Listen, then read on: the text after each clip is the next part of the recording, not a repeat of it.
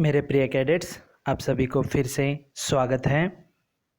आज हम जो है आपका जो पाठ्य पुस्तक जिसका शीर्षक है स्पर्श भाग 1 के अंतर्गत जो है पद्य भाग में से दूसरा कविता है जिसका शीर्षक है दोहे, जो रहीमदास द्वारा रचित हैं।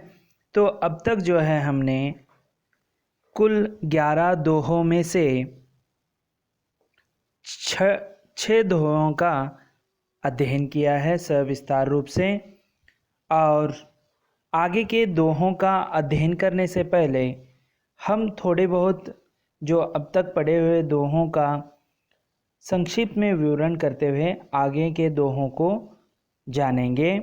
तो आपको पता है कि जैसे रहीमदास श्रृंगार, नीति, भक्ति, जैसे आपने नीति परक और भक्ति किस तरह है, इन सब का जो है एक एक करके दोहों के अंतर्गत अध्ययन कर रहे हैं। तो चलिए, पहला दोहा में प्रेम के बारे में बताते हैं। उसका उदाहरण जो है उन्होंने धागे के रूप में दिया हुआ है। उसी प्रकार दूसरा दोहा जो है अपनी जो व्यथा है, दुख दर्द है, वो दूसरों के सामने प्रकट नहीं करना है, ये इस दोहे के अंतर्गत बताया है। इससे जो है लोग आपको हंसी उड़ाएंगे और जो है आपके दुख दर्द में भाग नहीं लेंगे। तीसरे दोहे में देखा कि आपने यहाँ पर एक साधना करने से जो है बाकी सब जो है कार्य सफल हो जाते हैं। इसके लिए उदाहरण दिया उन्होंने, जो फल फूले हुए पौधे के जो है उसे जड़ों से पानी जो है मिल जाता है तो ऊपर के सब फूल अपने आप खिल जाते हैं। उसी प्रकार चौथे में आपने देखा कि जैसे अनिवार्य के रूप में जो अयोध्या के राजा राम थे, वे वनवास काटते समय चित्रकूट में जाकर जो है अनिवार्य उन्होंने वहाँ पर रुका था और अपना वनवास जो है काटते रहे। तो उसी बीच आज के जो लोग हैं वो वहाँ पर जो है अपना मानसिक तनाव जो है मन बहलाने के लिए इस चित्रकूट के जगह को आते हैं। उसी प्रकार पांचवें दोहे के अंतर्गत आपने देखा कि दोहों का किस तरह महत्व है। इसके शब्द जो हैं छोटे छोटे होते हैं, लेकिन अर्थ जो है किस तरह गंभीर और दीर्घ होता है, गहरा होता है, इसे हमने जाना। जैसे कि उन्होंने एक उदाहरण दिया था कि कुशल बाजीगर जो है अपने शरीर को सिकोड़ कर किस तरह बाहर निकलता है, उसका उन्होंने उदाहरण दिया।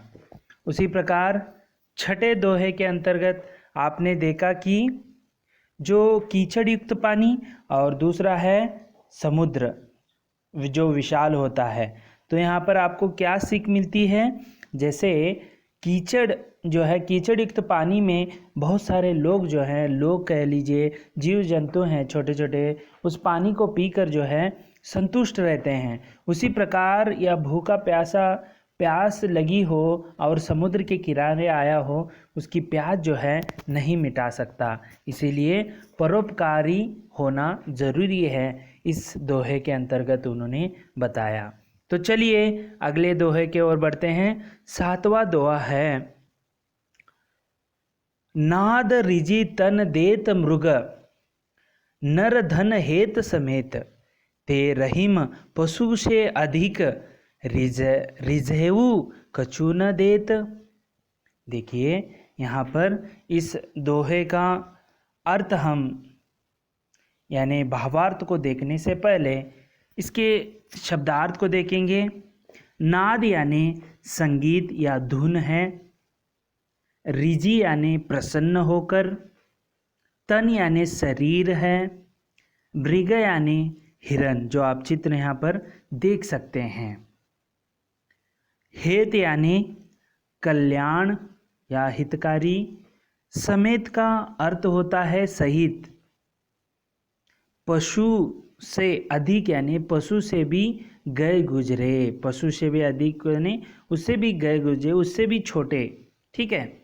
कछु यानी कुछ भी।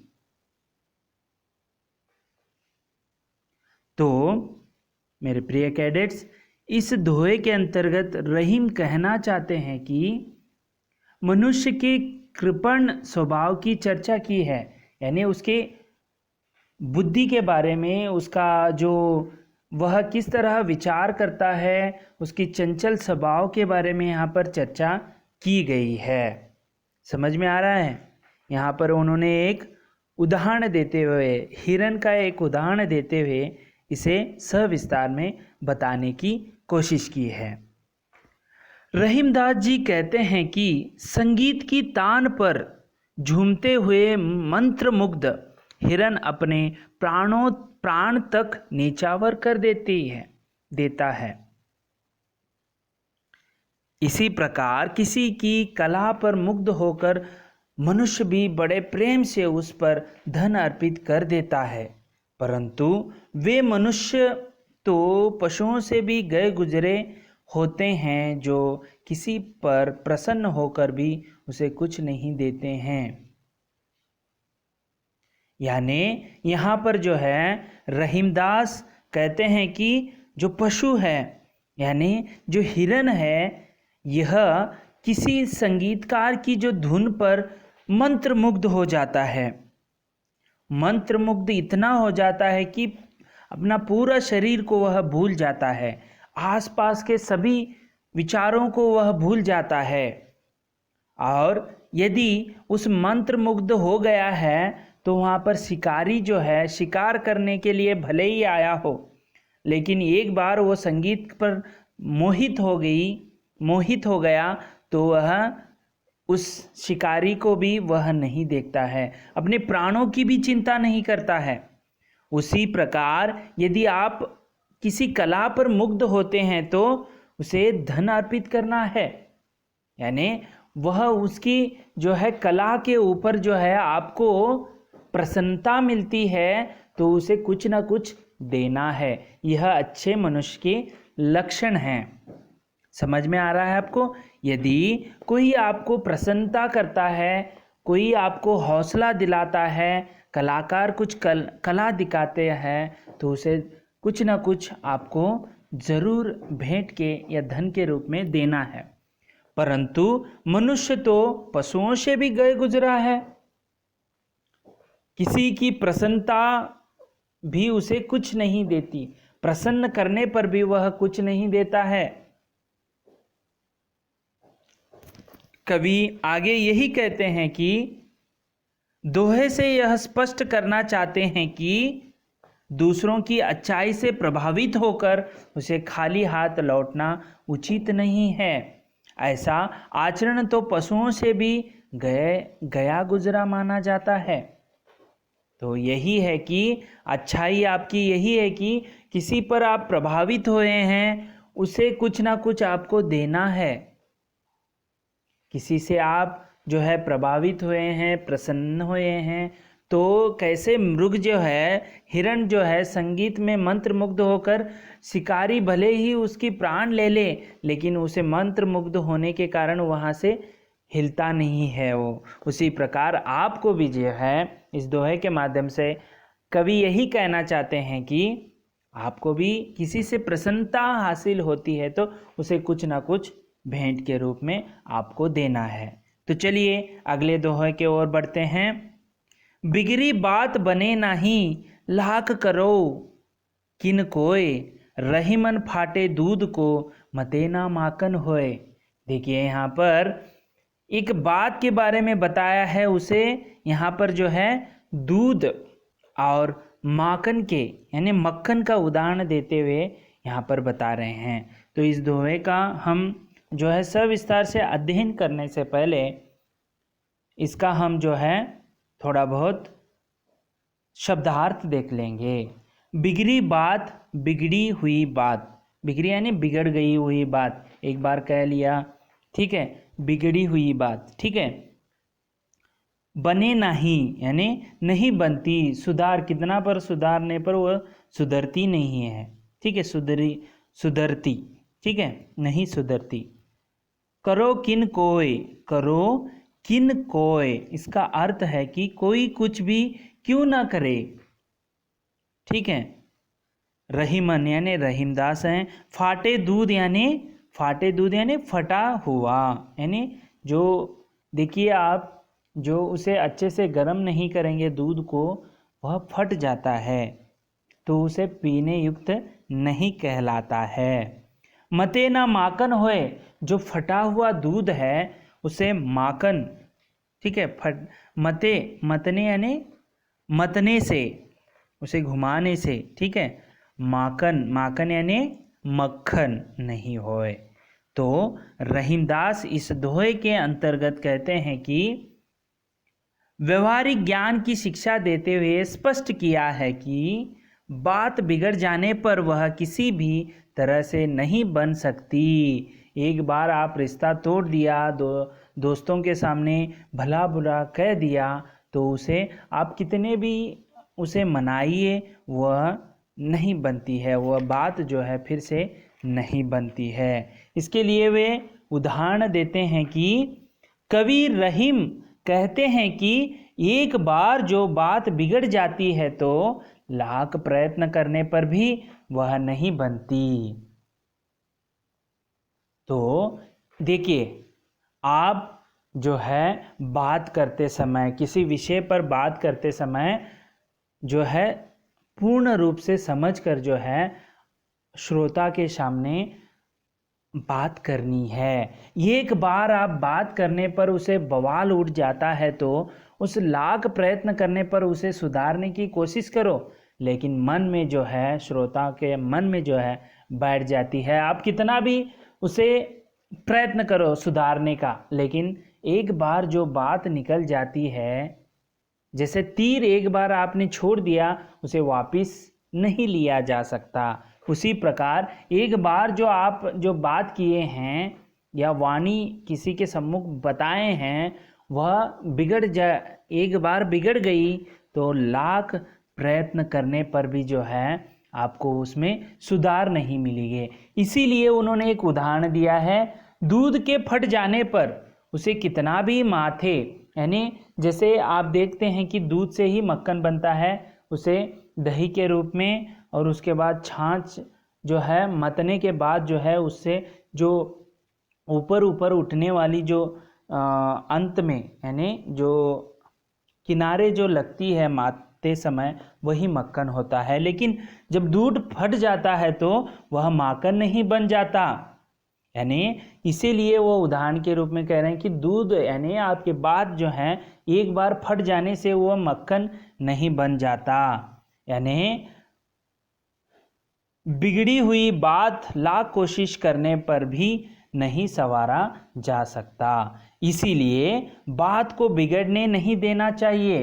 इसीलिए जो भी है विषय को ठीक से समझाना चाहिए। एक बार बिगड़ गया तो वह कितना भी लाख कोशिश करने पर वह बनता नहीं है। तो इस दोहे के अंतर्गत यही बताया है कि आपको जो है सूझबूझ कर बात जो है करनी चाहिए। एक बार वह बिगड़ गया तो उसे आप लाख प्रयत्न करने पर भी नहीं बन पाएगा। इसीलिए फटा हुआ दूध को आप कितना भी जो है उसे मंथने की कोशिश करेंगे तो उससे कोई आपका मक्खन जो है उसमें निकलने वाला नहीं है। वह प्रयास जो है आपका बेकार है। इसीलिए रहीमदास कहते हैं कि बात बिगड़ने से पहले ही आपको उसे सुधार लेना चाहिए। आपको पता होगा कि मक्खन जो है किस तरह बनाया जाता है। आपने गाँव में अपने देखा होगा, जो है मंथने का जो क्रिया है वह दूध का ही एक अंश होता है। उसे दही के रूप में बनाकर जो है विशाल रूप में संग्रह कर कर बाद में मंथने के बाद जो है निकलने वाला, उस मंथन के समय निकलने वाला जो पदार्थ है वही मक्खन होता है। लेकिन दूध फटने पर वो कितना भी आप उसे मंथने की कोशिश करेंगे तो उससे मक्खन जो है नहीं निकलता है। तो उदाहरण कितना अच्छे अच्छे उन्होंने बताया है रहीमदास ने। तो चलिए अगले दोहे की ओर बढ़ते हैं। रहीमन देखी बड़ने बड़ेन को, रहीमन देखी बड़ेन को, लघु न दीजिए ढारी, जहाँ काम आवे सुई, कहाँ कहा करे तरवारी। तो देखिए, इस दोहे को हम शब्दशः अर्थ के साथ जो है पढ़ने से पहले उसका शब्दार्थ को पहले जानेंगे हम। तो यहाँ पर देखिए, बढ़ने यानी बड़ेन यानी बड़ों, ठीक है, उच्च पद वाले। बड़ेन यानी बड़ों या उच्च पद वाले। लघु यानी छोटे सामान्य।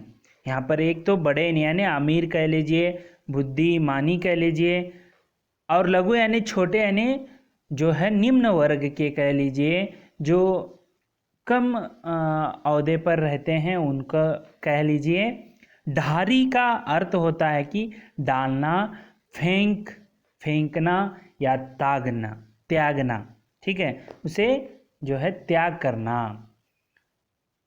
जहाँ काम यानी काम आना, आवे यानी आना, सुई का जो आप यहाँ पर देख सकते हैं जो है किसी यहाँ पर आप सीने का काम जो है, कपड़ों का सीने का काम सुई करती है। कहाँ करे यानी क्या करेगी। तलवार यानी तलवार। यहाँ पर देखिए तलवार का भी आप चित्र जो है मियान के साथ जो है आप देख सकते हैं। तो चलिए इसका हम सविस्तार अध्ययन करेंगे। समाज में, इस दोहे के अंतर्गत कवि ने समाज में छोटे और बड़े दोनों की समान उपयोगिता के बारे में स्पष्ट किया है।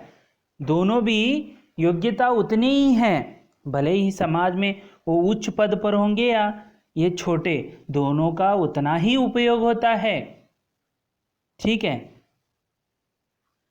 तो देखिए, अतः किसी को छोटा मानकर उसकी यानी उसकी घृणा जो है करना अनुचित है। तो देखिए रहीमदास जी कहते हैं कि बड़े उच्च पद पर मान सम्मान वाले लोगों को देखकर छोटे या सामान्य लोगों का साथ नहीं छोड़ना चाहिए, क्योंकि जहाँ सुई का काम आती है वहाँ तलवार कुछ नहीं कर पाती है। तो इस दोहे के अंतर्गत आपको समझ में आया होगा।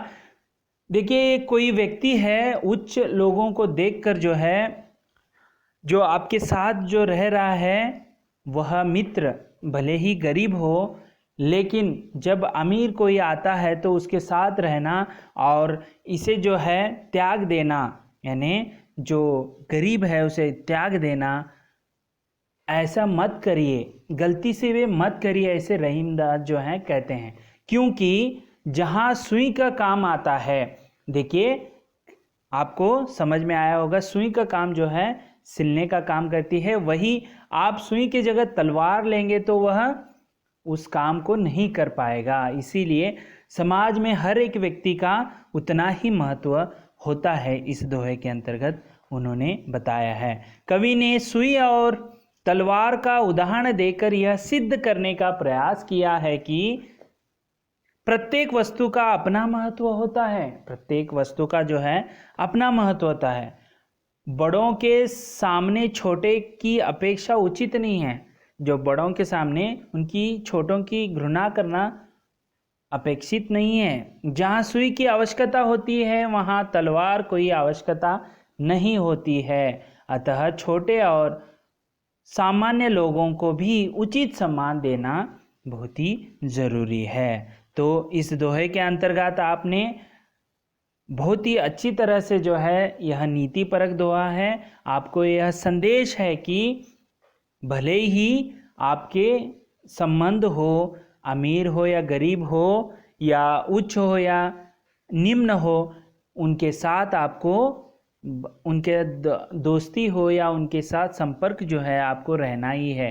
कोई दूसरे व्यक्ति के लिए उसे त्याग देना अनुचित है, क्योंकि कभी ना कभी उसका भी जो है आपको उपयोग आ सकता है। इसीलिए सुई की जगह जो है सुई ही जो है उपयोग करना है, वहाँ पर तलवार की कोई आवश्यकता नहीं होती है।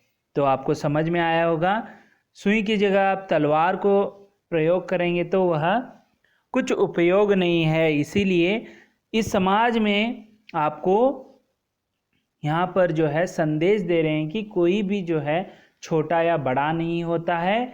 कभी ना कभी वह छोटा हो या बड़ा हो, कहीं ना कहीं उसका प्रयोग जो है या उसका उपयोग जो है या उसका महत्व जो है आपको जो है उससे मिल सकता है। इसीलिए कोई भी हो, उच्च या नीच या निम्न, उसे आपको त्यागना नहीं है, उसे फेंक देना नहीं है।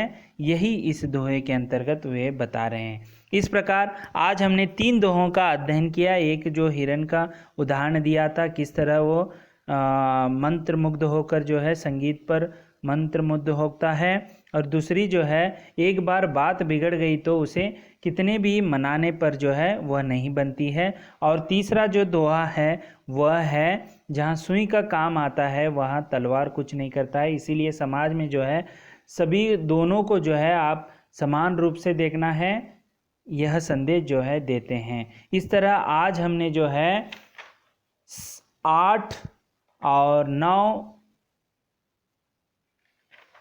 जो है 7, 8 और 90 दोहे का हमने सविस्तार अध्ययन किया है। अगले वीडियो में जो है अगले दोहों के साथ फिर से उपस्थित होंगे। तब तक के लिए धन्यवाद।